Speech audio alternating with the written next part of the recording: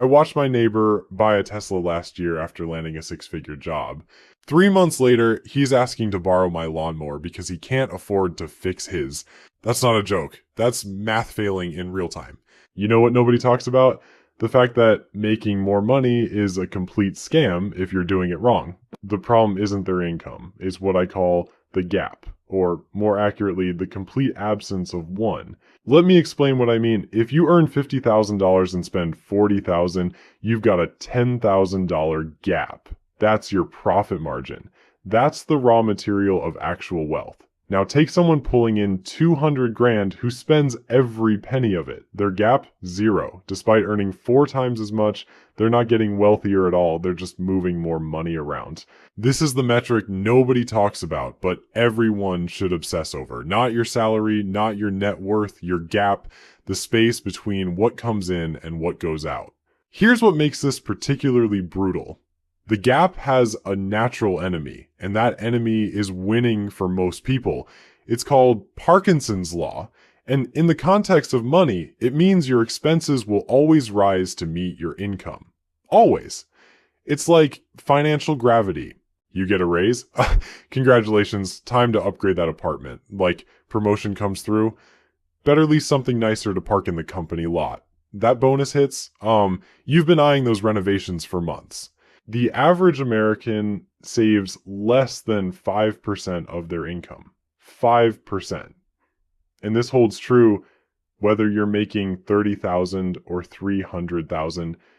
The percentage barely budges because as the income climbs, the spending climbs right alongside it. You're on a treadmill processing enormous amounts of money for the benefit of landlords, car dealerships, and restaurants, while keeping almost none of it for yourself. Think of it like running a business with a 1% profit margin. Sure, you might have 10 million in revenue, but if you're only keeping 100,000, you're one bad quarter away from disaster. High income with a low gap isn't wealth, it's just churn. This isn't hypothetical. According to a 2023 report from Lending Club, 52% of Americans earning between $100,000 and $150,000 per year describe themselves as living paycheck to paycheck. Read that again. People in the top 20% of household incomes are financially stressed every single month. A separate survey found that 36% of people making over $200,000 also identify as paycheck to paycheck. So how do you actually widen this gap? There are 2 directions you can attack from, and most people completely ignore the more powerful one. First, defense. The bottom line, your expenses. And no, I'm not about to lecture you about lattes. You know my stance on this by now. That $3 coffee isn't destroying your financial future. What is destroying it? The big 3. Housing, transportation, and food. These aren't small leaks in your budget. They're gaping holes. Let's start with cars because this one makes me irrationally annoyed. The average person will spend somewhere between $400,000 and $600,000 on vehicles over their lifetime.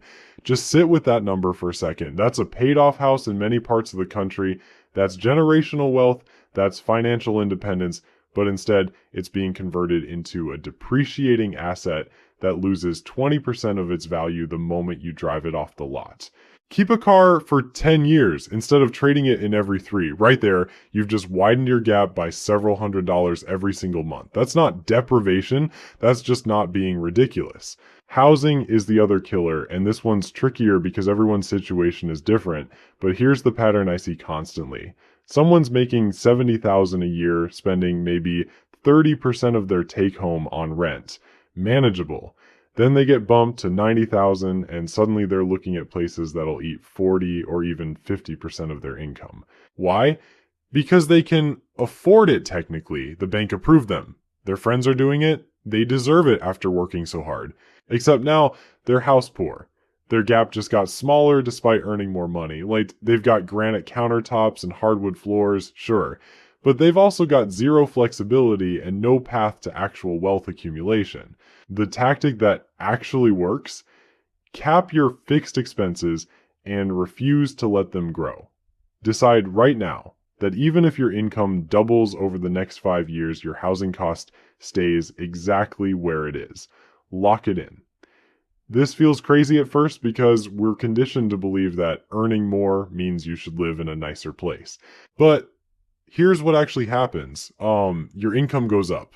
Your housing stays flat, and suddenly that gap starts opening up like a canyon. Food is the third piece, and I'm not talking about groceries. I'm talking about the $600 to $900 a month the average household drops on restaurants and takeout. Again, I'm not suggesting you eat ramen every night, but maybe the difference between cooking at home 4 nights a week versus 2 nights a week is an extra $3,000 in your gap annually. Defense is important. Controlling expenses keeps the bottom from rising, but here's what most people miss entirely. The real power comes from offense, from the top line, from widening the gap by earning more while living like you didn't. This is what I call the invisible raise strategy, and it's absurdly effective if you can actually pull it off. The concept is simple. The execution requires discipline that most people just don't have. When you get a raise, a bonus, or income from a side project, 100% of that new money goes straight into investments or savings. It never touches your checking account. It never becomes part of your lifestyle.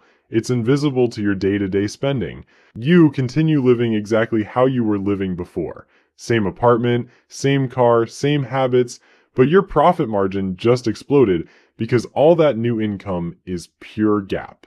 The psychology behind this is what makes it so powerful.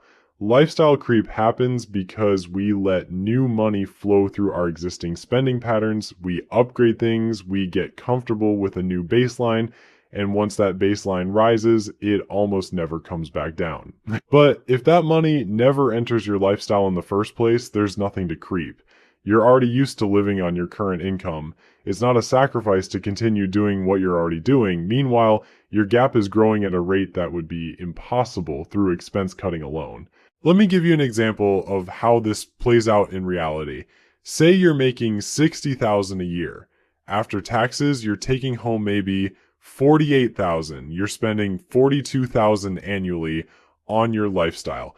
Your gap is $6,000. That's a 10% profit margin on your life, which honestly isn't terrible compared to the average person's 6%. But it's not enough to build serious wealth quickly. Now you hustle, you pick up freelance work on weekends, you negotiate a promotion, whatever it takes. Your income jumps to $75,000 annually. Post-tax, that's about $58,000 in your pocket. That's $10,000 more than before. Here's where everything hinges on one decision. Do you let that $10,000 flow into your lifestyle, or do you capture it entirely in your gap? Most people fail this test spectacularly. They see that extra $10,000 as permission. Permission to finally upgrade their apartment, permission to lease a nicer car because they've earned it, permission to eat out more often because cooking is exhausting and they deserve some convenience. Within 6 months, their spending has climbed from $42,000 to $51,000. Their gap went from $6,000 to $7,000. I know sure, it grew. But they just increased their income by 25% and only increased their gap by 16%. They're winning, technically, but they're leaving massive amounts of wealth accumulation on the table. This brings us to the most dangerous psychological trap in the entire gap equation. It's called the reward fallacy. The reward fallacy says that because you have been good with money, because you have been disciplined, you deserve to reward yourself. You have been driving the old car, you have been meal prepping, and your brain starts whispering, you've earned this, just this once, so you buy the thing. The watch, the couch, the trip. You probably can't afford it, but that one purchase resets your psychological baseline. You made a Trojan horse purchase that smuggled in a new identity, and that identity has expensive tastes. The person who executes the invisible raise strategy makes that same jump from $60,000 to $75,000. Their spending stays locked at $42,000. Their gap explodes from $6,000 to $16,000. They've nearly tripled their wealth building capacity while their quality of life remained identical.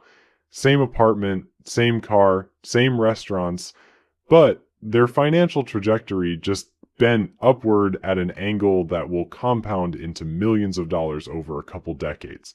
This strategy works for any income increase, by the way.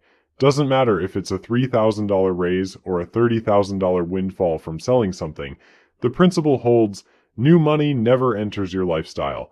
It goes straight to investments, where it starts working for you instead of evaporating into upgraded subscriptions and nicer stuff. Now let's talk about what actually happens with that gap once you start building it, because this is where the magic really accelerates beyond what seems possible when you're just getting started. Your gap isn't meant to sit idle. It's not for building a bigger emergency fund once you've got 6 months covered. It's not for piling up in a savings account earning 1% interest. The gap must be deployed into assets that generate returns. For most people, this means index funds, real estate, or starting a business. The specific vehicle matters less than the principle. You're taking your gap and converting it into something that produces income without requiring your time. This is where the feedback loop begins. Let's say you're consistently generating a $15,000 annual gap. You invest it. Assuming an 8% average return, that $15,000 produces $1,200 the first year without you doing anything. That $1,200 gets added back to your total income, which means next year your gap isn't just the $15,000 you're contributing, it's $15,000 plus that $1,200 in investment returns.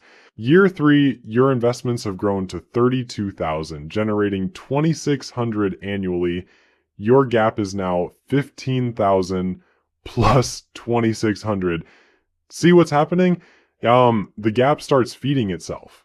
The wealth machine becomes self-sustaining. And this is just the beginning. Give this another decade of consistent execution, and your investment income alone could be generating more than your gap was in the early years. You're earning money in your sleep because you were disciplined enough to capture and deploy your gap instead of letting it leak into lifestyle upgrades. There's a mathematical concept here that most people never grasp until it's too late. Your freedom number, the amount of money you need to never work again, assuming you maintain your current lifestyle. This number is directly determined by your gap, not your income. If you're spending $40,000 a year, you need roughly $1 million invested to safely withdraw $40,000 annually forever. That's your freedom number. Here's the part that will mess with your head. The wider your gap, the faster you reach that number, obviously, but it's not just about speed, it's about reducing the target itself. If you keep your spending at $40,000 while your income grows, your freedom number stays at 1 million. But if you let your spending climb to 80,000 as your income increases, your freedom number just doubled to 2 million. You're now chasing a target that's twice as far away despite earning more money. This is why high income earners often retire later than moderate income earners who mastered the gap. The doctor making $300,000 who spends $280,000 needs $7 million to retire. The teacher making $60,000 who spends $35,000 needs $875,000. Who do you think hits their number first? The teacher. Almost every time, because they've been running a tight profit margin for years while the doctor was busy looking wealthy. Every dollar you add to your gap is buying you freedom. Not someday freedom, not retirement freedom, actual freedom that starts accumulating immediately. Because the wider your gap, the less dependent you are on your next paycheck. The less you need that job you hate. The more you can take risks on opportunities that could multiply your income. The gap is leverage. It's options. It's the difference between being trapped by your lifestyle and designing your life around what actually matters to you. And here's something nobody talks about. The gap changes how you think about time itself. When most people think about buying 5 years of freedom, they imagine needing some massive windfall or inheritance. But the math is simpler and more brutal than that. If your gap is $20,000 per year and you need $100,000 to cover 5 years of expenses at your current lifestyle, you're exactly 5 years of disciplined execution away from buying half a decade of pure autonomy. 5 years where you could retrain for a different career, launch that business idea you've been sitting on, Travel somewhere that isn't a weekend trip squeezed between deadlines. Actually spend time with your kids while they still want to hang out with you. The gap doesn't just buy you money. It buys you the most finite resource you have, which is time itself. And unlike money, you can't earn more time once it's gone. This is where people's brains start breaking because we've been conditioned to think about money in terms of accumulation rather than conversion. We think the goal is to have a big number in our retirement account that we can look at and feel successful. But that number is meaningless until you convert it into time. Your gap is the conversion rate. A $10,000 gap converts your labor into freedom at half the speed of a $20,000 gap. Double your gap. And you've literally doubled the speed at which you're buying your life back from whoever currently owns your time. Your employer, your clients, your creditors, whoever. Now here's where this gets uncomfortable, and I need you to actually sit with this for a second instead of scrolling past it. Most people are widening other people's gaps while shrinking their own. Every monthly payment you make on a car you can't afford is widening the auto financing company's gap. Every swipe of a credit card carrying a balance is widening the bank's gap. Every rent payment on an apartment that's nicer than you need is widening your landlord's gap. You're working 40, 50, 60 hours a week to generate gap for everyone except yourself. You're an employee in your own life, making everyone else wealthy while you stay broke. The shift happens when you flip this dynamic. When you become obsessive about your own gap, the same way businesses are obsessive about profit margins. Businesses don't survive with 2% margins. They get crushed by the first economic headwind that comes along. Yet somehow, we've normalized 2% personal savings rates and called it responsible adulting. A business running a 2% margin would be considered a disaster waiting to happen. Your personal finances deserve the same scrutiny. Let's talk about what actually happens when you commit to this. Not the fantasy version where everything is easy and you're suddenly wealthy, the real version where you're driving a car that's older than your coworkers' cars and living in a neighborhood that's not quite as nice as where your friends live. Because widening the gap requires you to be okay with looking less wealthy than you could look. It requires you to value the invisible number growing in your investment accounts more than the visible signals of success that everyone else is chasing. This is the part that filters out most people. They'd rather look wealthy than be wealthy. They'd rather have the Instagram story than the brokerage statement. And that's fine, honestly. There's no moral superiority in choosing one over the other. But you need to be clear about what you're choosing because you can't have both. The doctor with the luxury car and the big house in the nice neighborhood is making a choice. The teacher driving the 10-year-old Honda and living in the modest apartment is making a different choice. Neither is wrong, but only one of them is building a gap that will eventually buy their freedom. Here's your homework, and I actually mean this literally. Pull up your bank statements right now. Add up everything you earned last month after taxes. Then add up everything you spent. The difference is your gap. Write that number down. Now ask yourself if that number is acceptable. If you earned $5,000 and spent $4,800, your gap is $200, 4%. At that rate, you're buying about 2 weeks of freedom per year of work. Is that acceptable to you? Because if it's not, you now have exactly 2 levers to pull. Earn more or spend less. And unlike most financial advice that tells you to do both simultaneously and overwhelm yourself into giving up, I'm telling you to pick one, just one. Pull that lever aggressively for the next 3 months and see what happens to your gap. If you choose the income lever, every additional dollar you generate goes straight into investments. Not 90% of it, all of it. You already know how to live on your current income because you're doing it right now.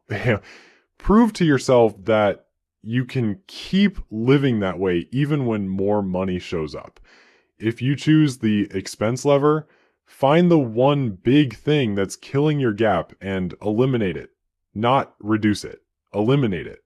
Trade in the financed car for something you own outright. Move to a cheaper place when your lease is up. Stop pretending you need that subscription service you haven't used in 4 months.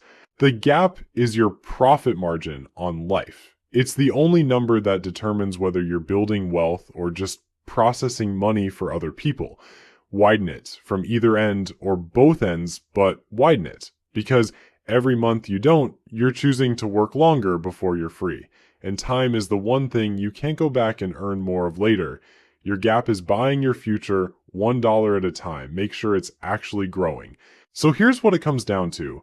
The gap isn't some deprivation strategy where you're eating beans out of a can while your friends are out enjoying their lives. It's the opposite, actually. It's buying autonomy.